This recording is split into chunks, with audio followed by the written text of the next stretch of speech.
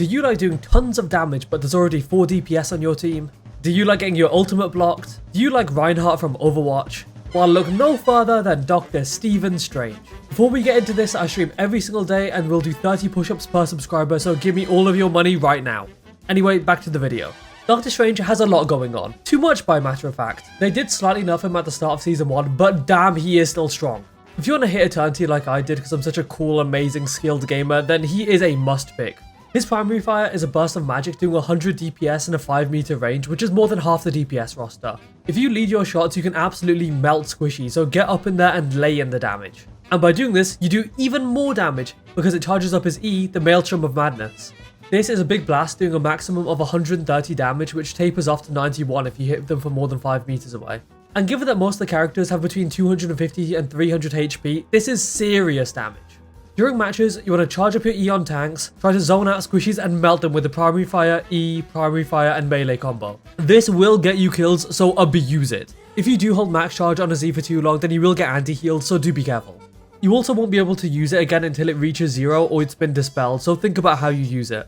If you're running the Hulk team up, then the Gamma powers give his blast a maximum of 140 damage, and it can't anti-heal the Strange. But it does still lose charge if you hold it on max for too long, so dispel it and get another ASAP. Doctor Strange also has the Shield of Seraphim. This has 800 HP and recovers at a rate of 70 health per second. Considering this shield has no cooldown and is pretty quick to get up and down, this makes him one of the most versatile tanks in the game. Can he block infinite damage like Magneto? No, but he doesn't need to. Just flickering up this shield every few seconds while walking into an enemy team denies a ton of damage. And when I say to flicker it, I mean it. Do not just walk into open space while holding that thing up because it will get melted. At which point you won't have it when you need it and then poof, you're dead. Play around cover, poke damage into enemies and use the shield when you need to take or concede space. Don't just hold it during the neutral of a fight, otherwise you will lose. His shield can also cut off healing if you just zone out enemy healers, simply slap it in their faces and bam, look at that, no more healing will pass through. Though this is very situational, if you're able to do it, you may as well, because if no heals are getting through to the enemies, the healers may as well be dead. Your shield can also block most ultimates in the game as long as they hit the shield and only the shield. Bucky ult, for example, is an AoE, so if it goes past the shield, it will hit everyone. Psylocke ult can also hit the Strange shield, but for the most part, it will ignore it, so do be careful. Squirrel Gold Squirrels and Magic's Dark Child Springs also go through it too. You really just need to gauge if it's a big blast type ult or not. Any big one-hit blast can be easily denied, but more damage over time stuff tends to rip through the shield and you. So play back, play cover, play smart. Now, if you thought all that was very cool, Strange literally has complete free flight for 6 seconds on a 15-second cooldown. They really thought, fuck it, this kit isn't versatile or strong enough anyway. Let's let this wizard go band for band with Iron Man and Storm up in the air. In all seriousness though, it is a terrible idea to go after flying characters unless there's a real reason, because you leave your team completely open to be attacked while you're going after one person. If the flying enemy retreats too and your flight runs out, then bam, you just fall onto the ground balls deep in enemy territory with no way out. Seriously, do not use it to tunnel vision and focus on keeping your team alive by using it to deny ultimates and take space. There isn't a single other tank you can free fly, so make good use of it. And if you thought his kit wasn't good enough at this point, he has an ability which can deactivate the GPUs of every player in the lobby. Yes, I'm talking about the damn portal. Realistically, the coding on this portal is fucking insane when you think about it, because players, abilities, and everything else can just go straight through to any part of the map. You can use it to block spawn doors, swallow enemies, counter the enemy portal, have a puncher shoot through to pressure enemies back, get your team back in overtime, slingshot yourself, create a goddamn railgun with Thor's ult. There is so much potential with this thing. This damn portal summarizes perfectly why Rivals has been dubbed the Overwatch killer. Both games function exactly the same at a fundamental level, but Rivals has so much potential for insanely dumb shit. I do hope they add more overpowered stuff like this on a 30-year cooldown just to really push what's possible.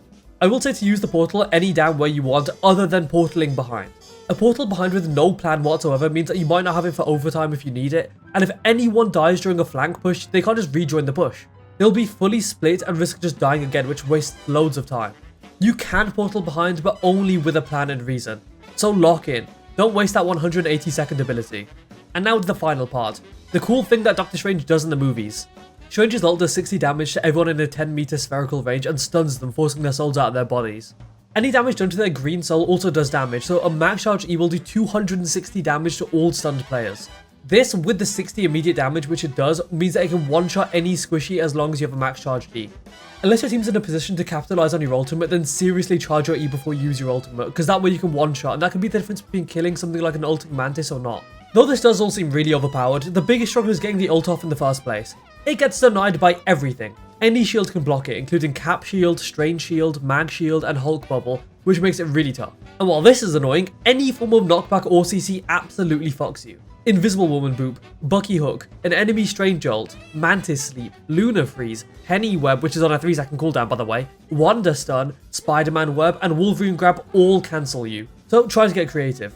Find squishies separated and go for 1 or 2 at a time. You do not need a 17-man ult to win games, so focus on ability usage and you'll be good. And if you want to get good, drop by the stream. Watching good players play helps you learn a ton. And I also do 10 push-ups per follower and 30 per sub, so it will be worth your time. Anyway, drop a like, drop a comment for the algorithm, and I'll see you later. Bye bye!